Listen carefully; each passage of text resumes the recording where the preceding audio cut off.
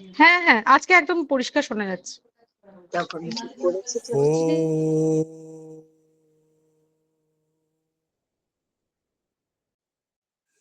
পার্থায় प्रतिबोधितां भगवता नारायणेन स्वयं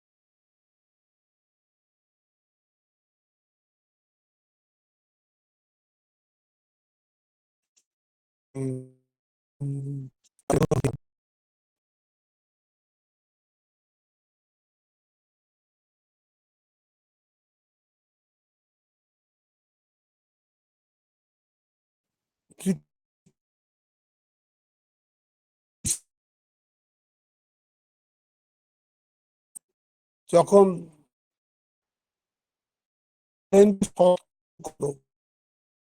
সৎকর্ম না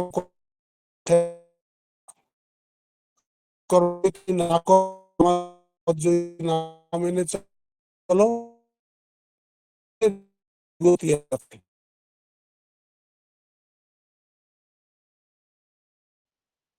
ইচ্ছে পাপ করার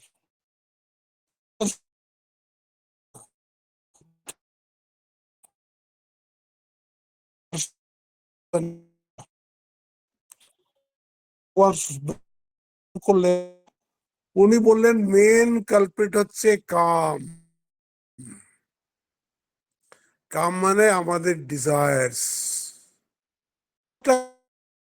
কামেরই এক্সটেনশন। কাম কামনাটা এরকম, এই জিনিসটা যদি আমি না পাই তাহলে আমি অপূর্ণ থেকে যাচ্ছি, আমার অপূর্ণতা থাকছে, এই জিনিসটা পূর্ণতা চলে যাবে। এটা সংসারের এই জিনিসটা এই আমার যে আছে, আমাদের যে গ্যাপটা আছে, যে একটা আমি পূর্ণটাকে উপভোগ করতে, সেইটা চলে যাবে যদি আমার এই ইচ্ছা পূর্ণ হয়। অনেকের পুরো হয়ও, অনেকের পুরো হয়ও না। যাদের পুরো হয় তাদের শেষ হয় না,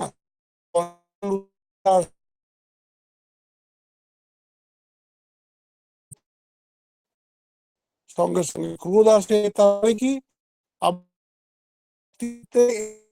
কি হচ্ছে বাধক, তো ওর থেকে আসে ক্রোধ। বলুন এই কামটা শত্রু। প্রশ্ন কামটা থাকে কোথায়, কামের বেশ কি কি? বলছে দেশ যুদ্ধ করে, অনেক দূরে যুদ্ধ এশিয়াতে যুদ্ধ করে, আমেরিকার থেকে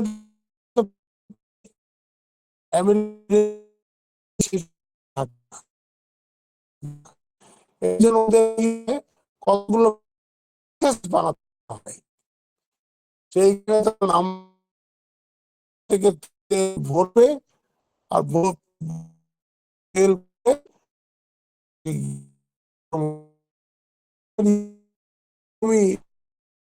ওটা দ্বীপ চেয়েছিল, বলছে এই দ্বীপটা আমাদেরকে দিয়ে যাও, আমরা এতে মিলিটারি বেস বানাবো।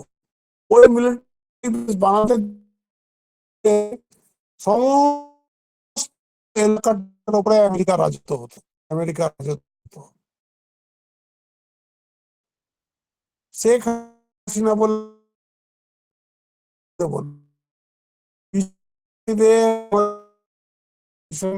জন্য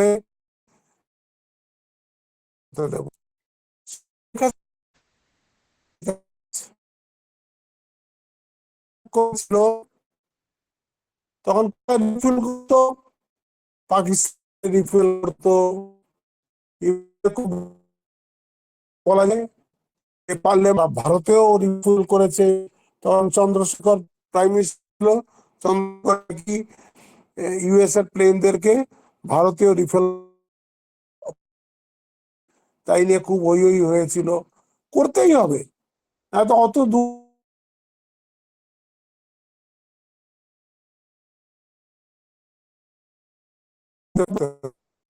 সেই রকমই এই সাধকের কাছে কামটা হচ্ছে একটা শত্রু, একটা কোল্ড ওয়ার সাধকের সাথে কামের সব সময় চলছে। এই জন্য লীলা প্রসঙ্গে যখন মধুর ভাব লেখা শুরু হয়েছে, মধুর ভাবের কি বলে একদম প্রথম দিকেই শারদানন্দজি বলছেন যে একটা সাধকের মনে কি চলে সেইটা একটা সাধক ছাড়া আর কেউ অন্য বলতে পারে না। এই যে কামের সঙ্গে অসংখ্য ডিজায়ার্স মনের মধ্যে আসছে রোজ, তার সঙ্গে যুদ্ধ করা, আমি চাইছি এইসব না আসুক, কিন্তু তাও এসে যাচ্ছে। এই যে একটা যে ক্রমাগত সংগ্রাম চলছে, বলছে এই সংগ্রামটা বাইরের লোক বুঝতেই পারবে না। আমাদের অনেক কিছু আমরা এত ইজিলি পেয়ে যাই যে আমরা বুঝতেই পারি না যে একটা সামনে কত বড় স্ট্রাগল আছে। আজকে তোমার ছোটখাটো জিনিসে হয়ে যাচ্ছে, কালকে তোমার যদি তুমি কামকে কি বলে চ্যানেলাইজ করতে না শেখো, কন্ট্রোল করতে না শেখো, তার বড় বড় ইচ্ছা হবে, বড় বড় অপরাধ করতে ইচ্ছা হবে। কেন? কামনা তো পুরো করতে হবে। কামনা না পুরো করলে অপূর্ণতার ভাব আসবে। অপূর্ণতার ভাব নিয়ে তো কেউ থাকতে চায় না।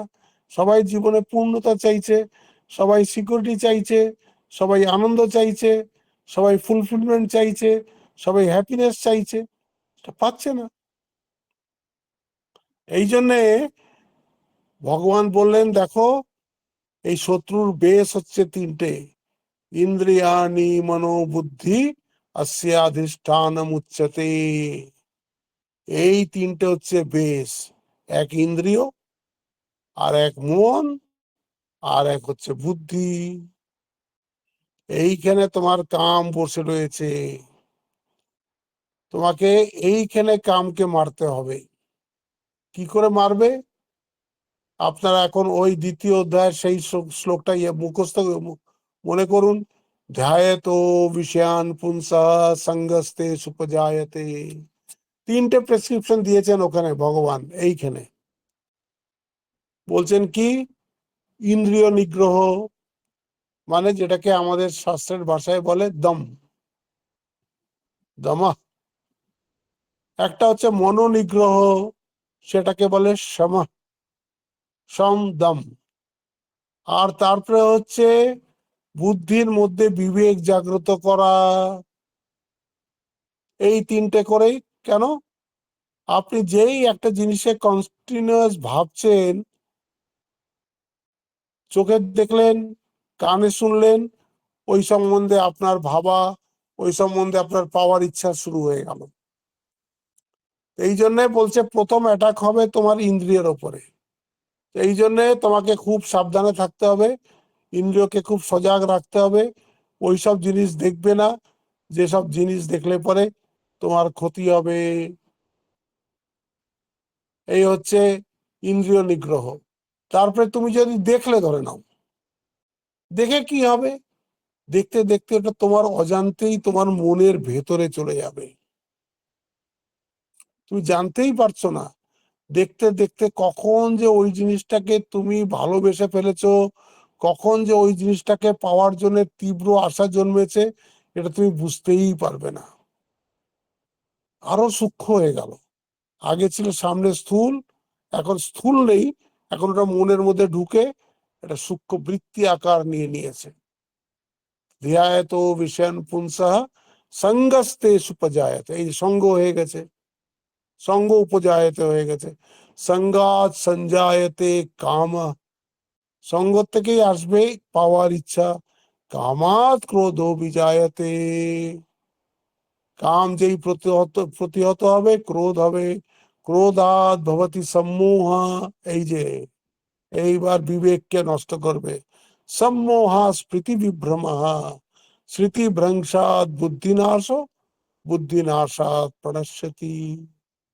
যেই বাস বুদ্ধিটা তো স্থির করে, ওটা তো সংকল্প বিকল্প করে, ওটা তো সংকল্প করে আগে ধরে নিয়েছে যে এটা আমার চাই, তাহলে বুদ্ধি একদম ওটাকে নিশ্চয় করে ফেলে।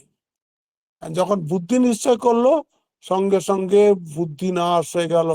এখানে বলছে জ্ঞান বিজ্ঞান নাশনম,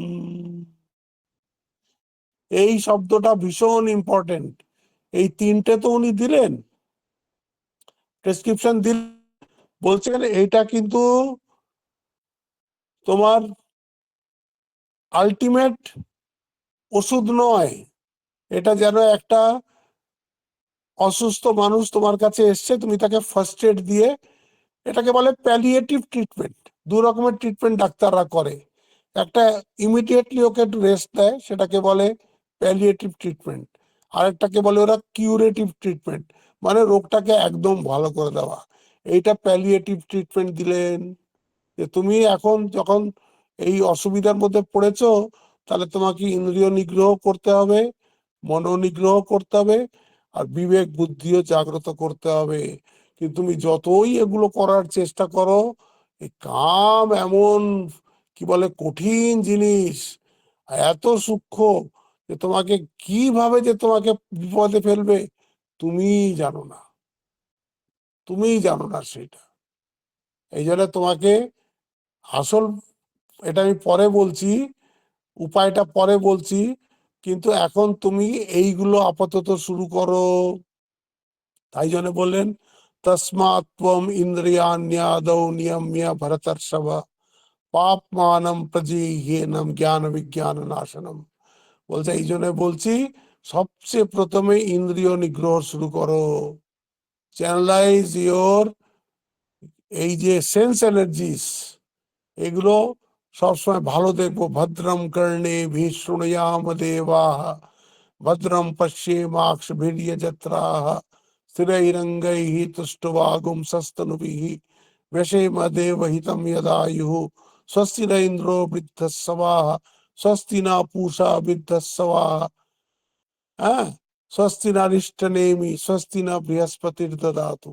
এই যে আমরা বলছি, আমাদের চোখ দিয়ে যেন ভদ্র দেখি, কান দিয়ে যেন ভদ্র শুনি, হাত পা গুলো যেন আমাদের সবল হয়, যাতে আমরা ভালো কাজ করতে পারি।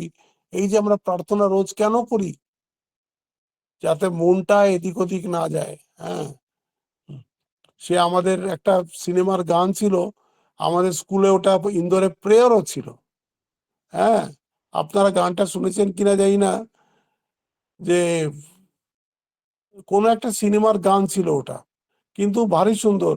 ऐसी शक्ति देना हमें दाता, मन का विश्वास कम ना होना।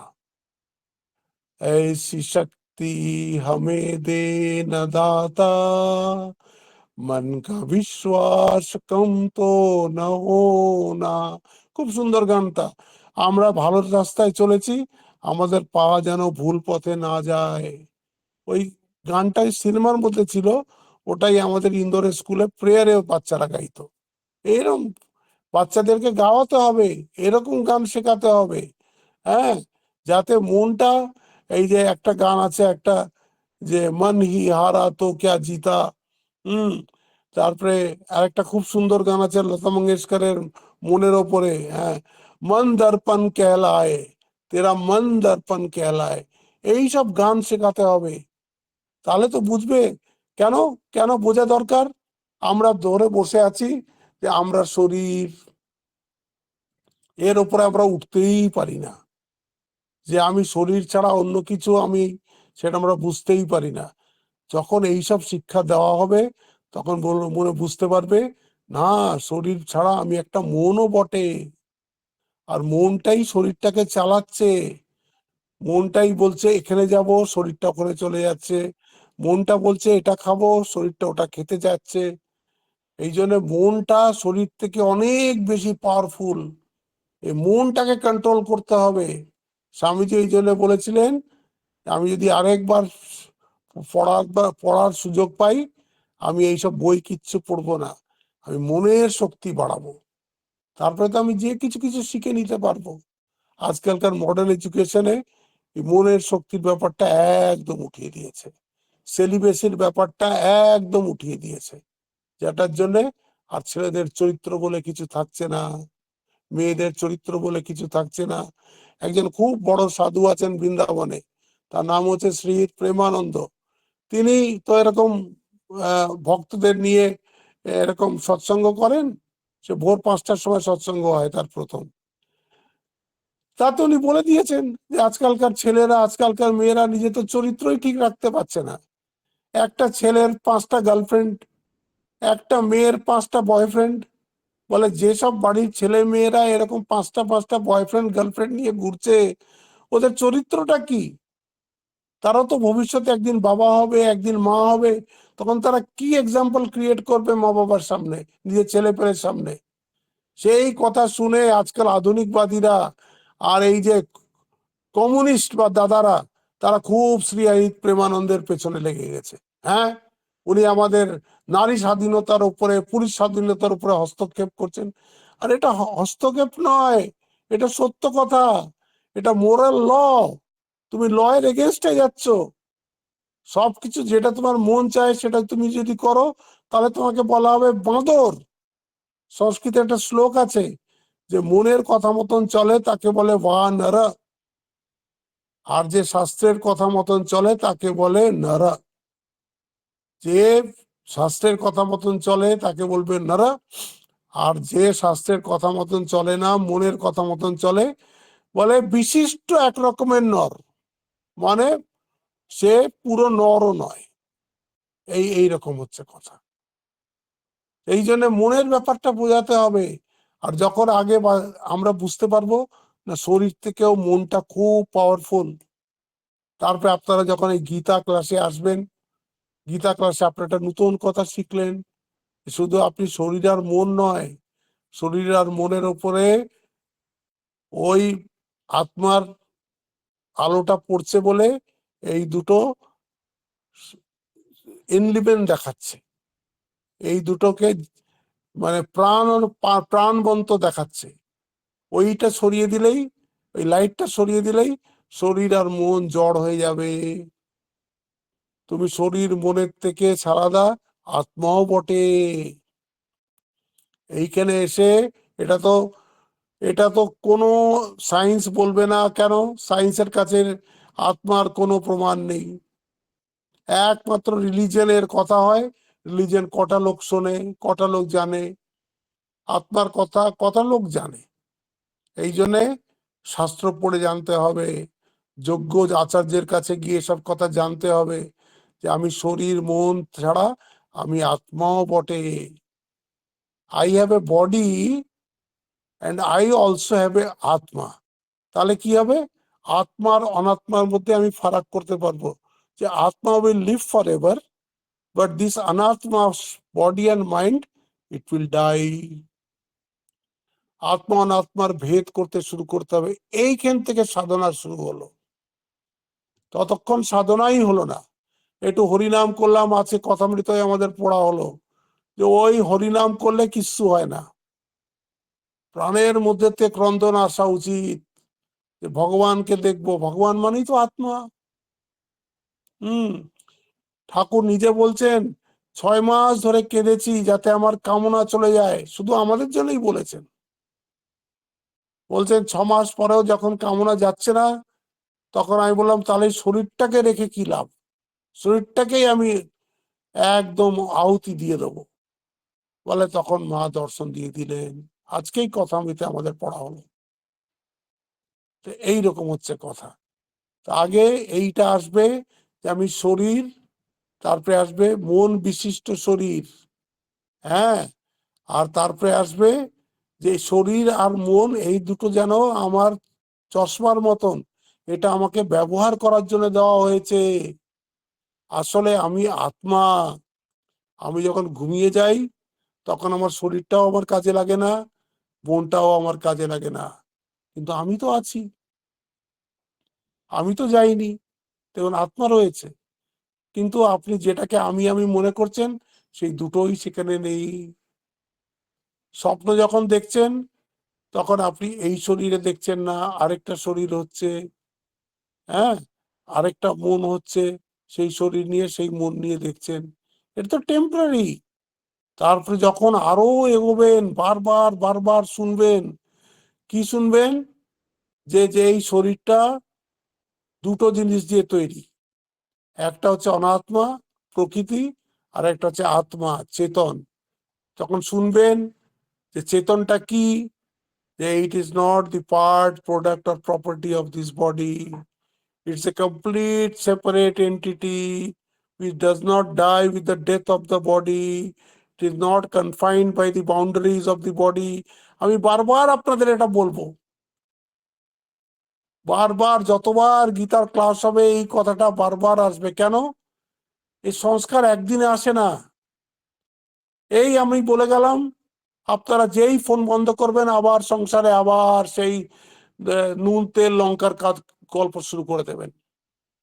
1 মিনিটের জন্য মনের মধ্যে আমি আত্মা, একটা আমি টেম্পোরারি বডি, একটা টেম্পোরারি মাইন্ড আমি পেয়েছি আমার ব্যবহারের জন্য, এটা আমাদের মনের মধ্যেই আসে না। আর তারপরে যখন আরো উচ্চ চলে যাবে তখন বোঝা যাবে যে আই এম দ্য আত্মান। এখানে ভগবান বলছেন, এই যে তোমাকে বললাম যে সম দম বিবেক বুদ্ধি, এই যে এগুলো বললাম, এটা হচ্ছে প্যালিয়েটিভ ট্রিটমেন্ট, এটার এখনকার জন্য করো। তো আসলে তোমাকে এটা জানতে হবে যে আমি আত্মা। এইখানে আজকে ওই শ্লোকটাই আসবে। এখানে বলবে,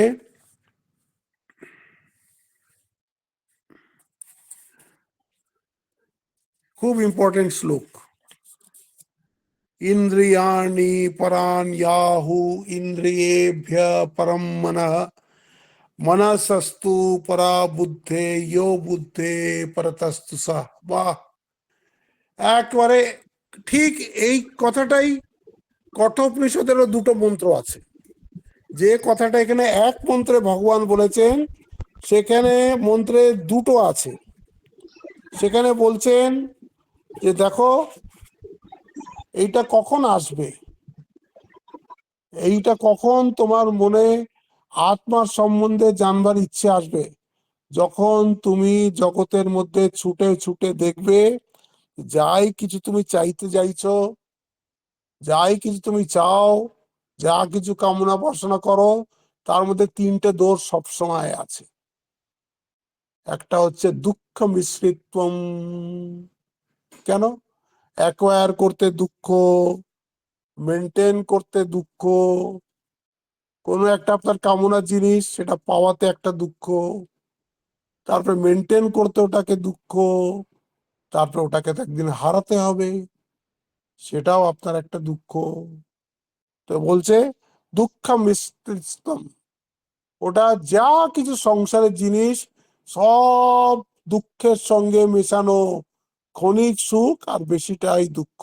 তার কারণ এই একটা। তারপরে বললেন অতৃপ্তিকরত্বম, আপনি যাই ভোগের জিনিস আপনার সামনে আসুক না কেন, আপনাকে কিন্তু সম্পূর্ণভাবে তৃপ্তি দেয় না। সেটা খাওয়ার জিনিসই হোক, দেখার জিনিসই হোক, স্পর্শের জিনিসই হোক, হ্যাঁ, কিছুই আপনাকে কিন্তু ফুললি তৃপ্তি দেয় না। তাই জন্য অতৃপ্ত আপনি থেকেই যান, তখন বুঝতে হবে যে সংসারে তৃপ্তি নেই। তারপরে বলছে তৃতীয় এটার অসুবিধা হচ্ছে বন্ধকারত্বম, এটা একটা বন্ধনের কারণ। কেন? আপনি আপনার হ্যাপিনেস টা পুরো ওকে আপনি ওই কি বলে গিরবি বলে, মানে কি, মানে আপনি ওকে লোন দিয়ে দিয়েছেন, আপনার হ্যাপিনেসটা ওর উপরে ডিপেন্ড করে দিয়েছেন, যে এই জিনিসটা না পেলে আমি তো হ্যাপি হব না, I won't be happy if I don't get this. তো এইটা দেখুন, সবচেয়ে প্রথম হচ্ছে দুঃখ মিশ্রিতম। কোন জিনিস সংসারের দুঃখের সাথেই আসে, সে যতই আপাত রমণীয় সুখের মনে হোক। তারপরে বলছে অতৃপ্তিকরত্বম, ওটা কখনো আপনাকে পূর্ণ স্যাটিসফ্যাকশন দিতে পারে না। তারপর বলছে বন্ধকরত্বম, মানে সেটা একটা বন্ধনের কারণ হবে। কেন? আপনি তো আপনার ফ্রিডমকে ওখানে লোন দিয়ে দিয়েছেন। এইটা না পেলে তো আমি কিছুই না। এই যে বলে না ছেলেরা, তোমার সাথে যদি আমার বিয়ে না হয়, মেয়েকে বলছে, তাহলে প্রাণ রেখে কি হবে, ব্যাস হয়ে গেল। মেয়েও বলে ছেলেকে, এ নিয়ে কত কেস হচ্ছে, যে যেন একজন আরেকজনের কে কোথা থেকে জন্মেছে, কোত্থেকে এসছে, কবে তোমাদের ভাব হয়েছে, এমন ভাব হয়ে গেল যে একদম জীবনটাই দিয়ে দিতে হবে। এইটা হচ্ছে বন্ধকত্বম। এই জন্য বলছে যে এর থেকে বাঁচার একটাই উপায়, যে এই যে এখানে বলে দিলেন এই শ্লোকটায়, এটার আমি এর শ্লোকটা পড়ি। হ্যাঁ, আগে আমি গীতার শ্লোকটা পড়ি। গীতার শ্লোকটা হচ্ছে ইন্দ্রিয়াণি মনো বুদ্ধি ইন্দ্রিয়াণি পরান ইয়াহু ইন্দ্রিয়েভ্য পরম মনঃ মনসস্তু পরা বুদ্ধে ইয়ো বুদ্ধে পরতস্তু স। দেখুন, এটাকে বলে, এই যে যে ভগবান বোঝাচ্ছেন না, এটাকে বলে অরুন্ধতী ন্যায় বা শাখা চন্দ্র ন্যায়। অরুন্ধতী ন্যায় কাকে বলে? আজকাল জানি না আপনারা নিজের বাচ্চাদেরকে ওইভাবে অরুন্ধতী দেখিয়েছেন কিনা। সপ্তর্ষি দেখাতে হয়, সপ্তর্ষি দেখো, ওই দেখো, ওই ধ্রুবতারা আছে, ধ্রুবতারার থেকে সোজা এরকম ওই সপ্তর্ষিটা আবার ঘোরে। হ্যাঁ, তো এই দেখো সোজা দেখো, ওই দেখো সাতটার তারা রয়েছে, এটাকে বলে সপ্তর্ষি। হ্যাঁ, আগে ধ্রুবতারা দেখানো শেখাবে, এটাকে বলে অরুন্ধতী নেয়।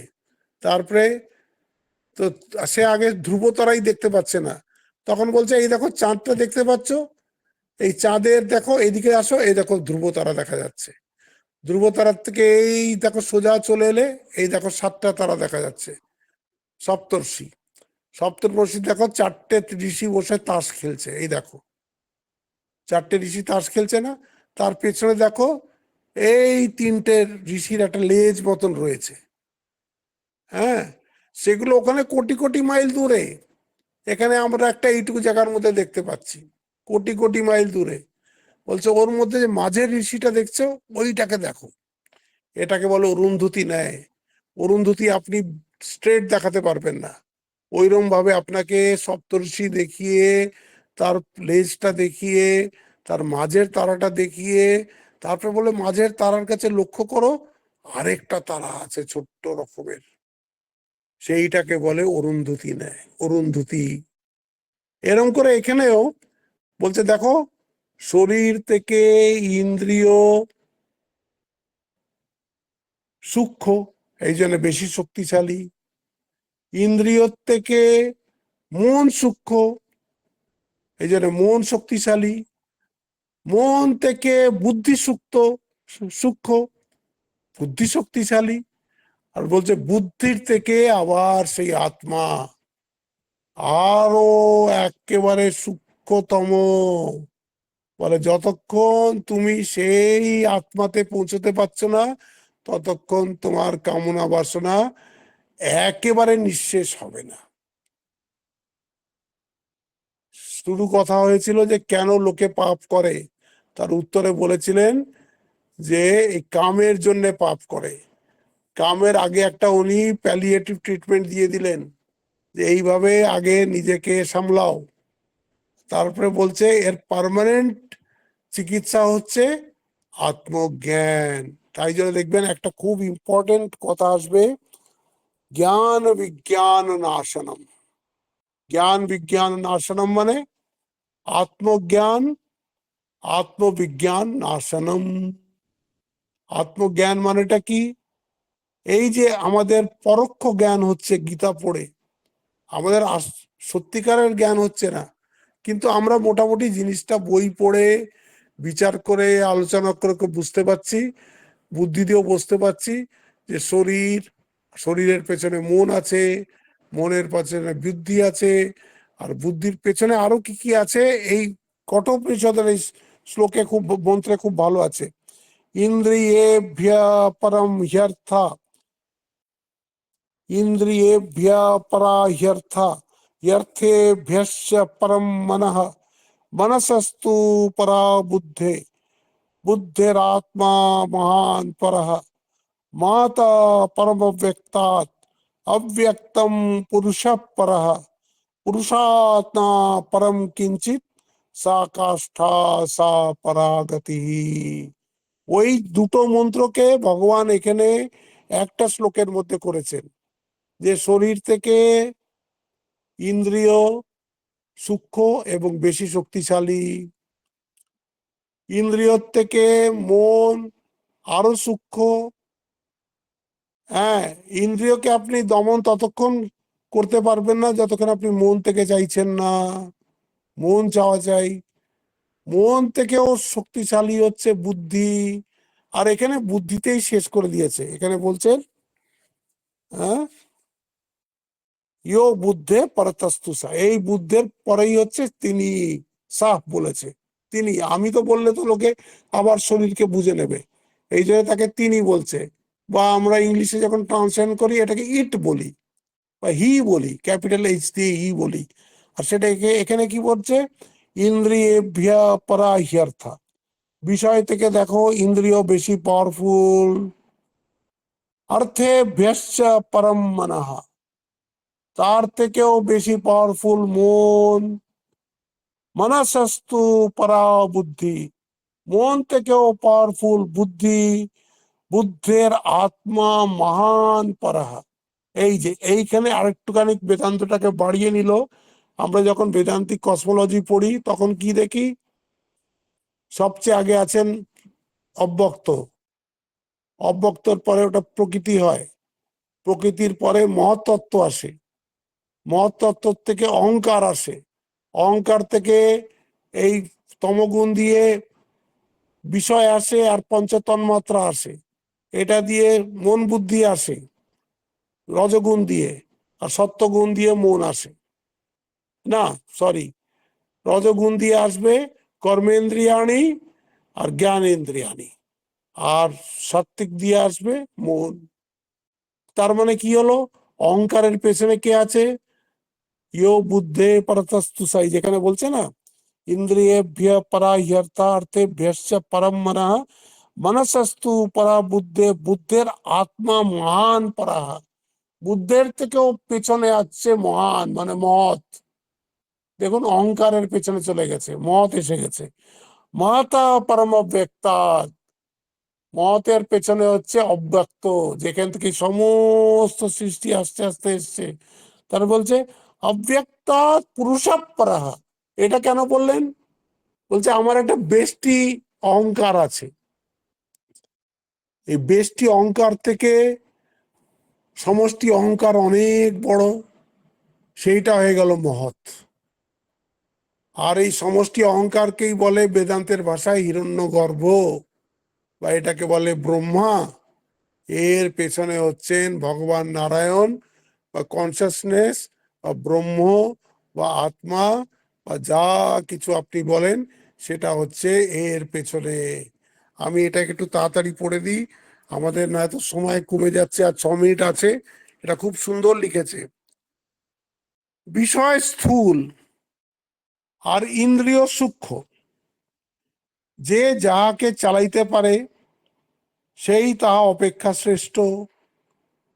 হস্তি অপেক্ষা মাহু শ্রেষ্ঠ, যদিও শ্রুতি বলিতেছেন বিষয় ইন্দ্রিয়কে আকর্ষণ করে বলিয়া বিষয় শ্রেষ্ঠ।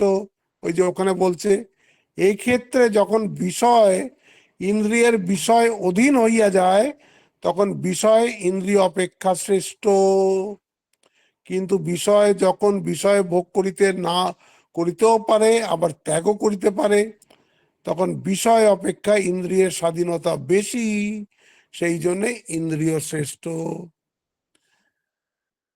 আরেক কথায় ইন্দ্রিয় দ্রষ্টা, বিষয় দৃশ্য, সেই জন্যেও শ্রেষ্ঠ। দ্রষ্টা দৃশ্য হয়ে গেল এইখানে, যখন ইন্দ্রিয় দ্রষ্টা, বিষয় দৃশ্য, এই জন্য ইন্দ্রিয় শ্রেষ্ঠ। আবার ইন্দ্রিয় অপেক্ষা মন শ্রেষ্ঠ। মন ইচ্ছা করিলে ইন্দ্রিয় গ্রহণ করিতে পারে, আবার ইচ্ছা হইলে গ্রহণ নাও করিতে পারে। এক্ষেত্রে মনের শক্তি ও স্বাধীনতা ইন্দ্রিয় অপেক্ষা বেশি।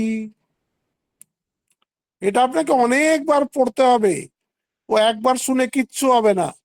বিশেষত মন ইন্দ্রিয়ের দ্রষ্টা, যে যেটা দ্রষ্টা সে তত বেশি পাওয়ারফুল। আবার মনের অপেক্ষা বুদ্ধি শ্রেষ্ঠ। মন শুধু সংকল্প বিকল্প মাত্র করতে পারে, বুদ্ধি নিশ্চয় করিয়া দেয়। মন বহু কার্য করিতে বলে, বুদ্ধি একটি কার্য করিয়া অন্য সমস্ত ত্যাগ করায়। এই জন্য বুদ্ধি শ্রেষ্ঠ, বুদ্ধি আরো শক্তিশালী। এই জন্য বুদ্ধির শক্তি ও স্বাধীনতা মন অপেক্ষা অধিক। বুদ্ধি নিশ্চয় না করিয়া দিলে মন শুধুই গোলমাল করে আর চিন্তা করিয়া ক্লেশ পায়। এই জন্যে নিশ্চয়াত্মিকা বুদ্ধি সংকল্পাত্মক মন হইতে শ্রেষ্ঠ। দেখলেন, মন হইতেও বুদ্ধি শ্রেষ্ঠ হয়ে গেল। কেন? বুদ্ধি ওটাকে নিশ্চয় করতে পারে, এটা করব কি করব না, ডিসিসিভ ফ্যাক্টর সেটা হচ্ছে বুদ্ধি। আবার বুদ্ধি অপেক্ষা, বেষ্টি বুদ্ধি অপেক্ষা সমষ্টি বুদ্ধিরূপ মহান শ্রেষ্ঠ। ওই যে মহৎ, কসমোলজিতে দেখুন অব্যক্ত থেকে মহৎ এলো, এই দেখুন মহৎ এসে গেছে। কেন? এইটা হচ্ছে সমষ্টি বুদ্ধি, হিরণ্যগর্ভ। এই মহান আত্মাই হিরণ্যগর্ভ বা ব্রহ্মা বা আদি জীব। এই সমষ্টি বুদ্ধিরূপ মহান হইতে অব্যক্ত বা সর্বজীব স্বরূপা, সর্ব জগৎ বীজ রূপা মায়া শ্রেষ্ঠ। ওই যে পুরুষ আর প্রকৃতি, এই প্রকৃতিতে চলে গেল, অব্যক্ত থেকে প্রকৃতি। তাহলে কিরকম গেল? আপনি এটা আপনাকে সবসময় মনে রাখতে হবে, এই চারটা। সত্য রজ তম, মন, কর্মেন্দ্রিয়, জ্ঞানেন্দ্রিয়, আর এদিকে পঞ্চ বিষয়, পঞ্চ তন্মাত্রা আর পঞ্চভূত। এই হয়ে গেল 15, আর 5 20, আর 1 21, তারপরে এসে গেল অহংকার 22, তারপরে এসে গেল মহৎ 23, তারপরে এসে গেল অব্যক্ত 24। এই হচ্ছে 24টা তত্ত্ব। এইভাবে 24টা তত্ত্বর এই টেবিলটা আপনাকে বারবার বারবার মনে রাখতে হবে। এটা আপনাকে আমি একবার লিখেও দেখিয়েছিলাম, তো আরেকবার লিখিয়ে দেখিয়ে দেবো। এই টেবিলটা আপনাকে মনে রাখলে কিন্তু আপনি বেদান্ত বুঝতে পারবেন না। এখানে বলছে আবার বেষ্টি মন অপেক্ষা সমষ্টি বুদ্ধিরূপ মহান শ্রেষ্ঠ। এই মহান আত্মাই হিরণ্যগর্ভ বা ব্রহ্মা বা আদি জীব। এই সমষ্টি বুদ্ধিরূপ মহান হইতে অব্যক্ত বা সর্বজগৎ বীজ রূপ মায়া শ্রেষ্ঠ।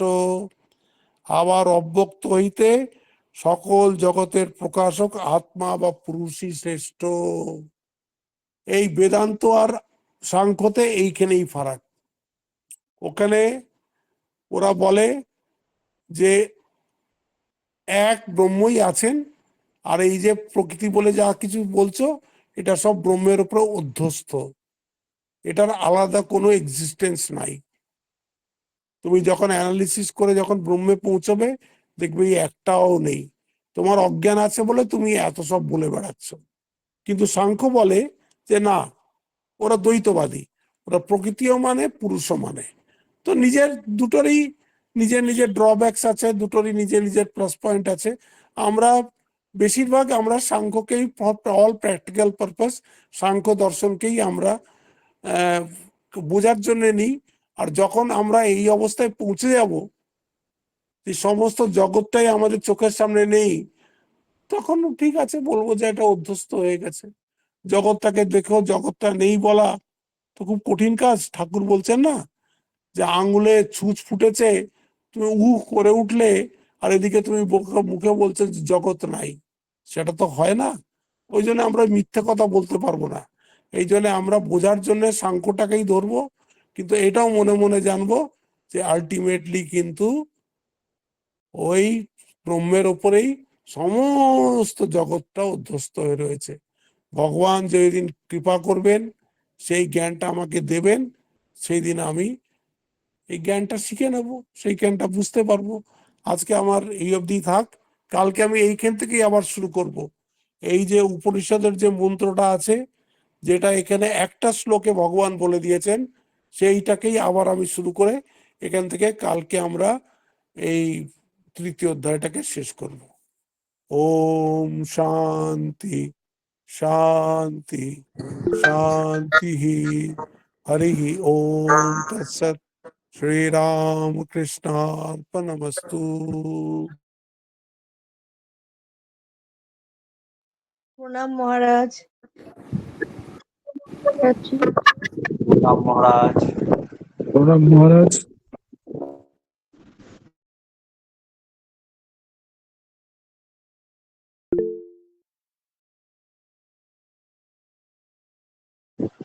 প্রণাম মহারাজ।